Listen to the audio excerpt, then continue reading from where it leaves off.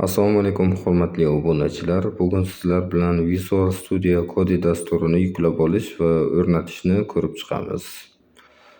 Buning uchun biz brauzerimizga kirib olib, qidiruv qismiga VS Code Download for Windows deb yozib olamiz hamda qidiruv tugmasini bosamiz. Birinchi ko'ringan saytga kiramiz. Saytga kirganimizdan so'ng o'zimizni qurilmamizga mos faylni tanlab yuklab olamiz. Dasturni yuklab olganimizdan so'ng videoga ko'rsatilganidek uni o'rnatamiz. Рабочий stolga ustanovka bo'lishini tanlaymiz hamda ustanovka qilamiz.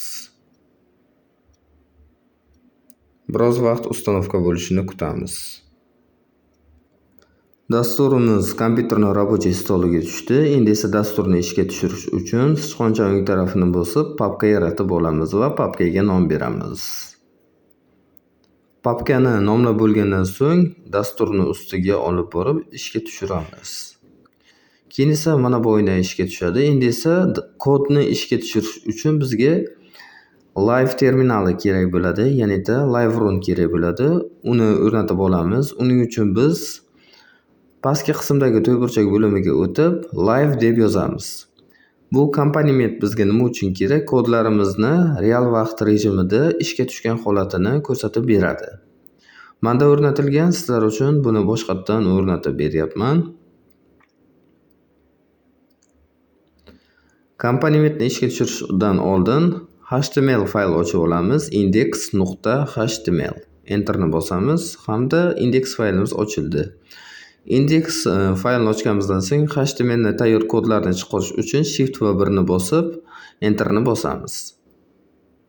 Undov belgisi chiqadi va Enterni bosamiz. Xo'sh, mana bu yerda bo'sh holatni ko'rishimiz mumkin. Kelinglar biron bir kodni yozib sinab ko'ramiz. Xo'sh, misol uchun hashdan foydalanib, h1 dan foydalanib, salom so'zini yozib, uni komponent bilan live tarzda ishlatib ko'ramiz. Mana bu burchakdagi to'yburchakka bosamiz.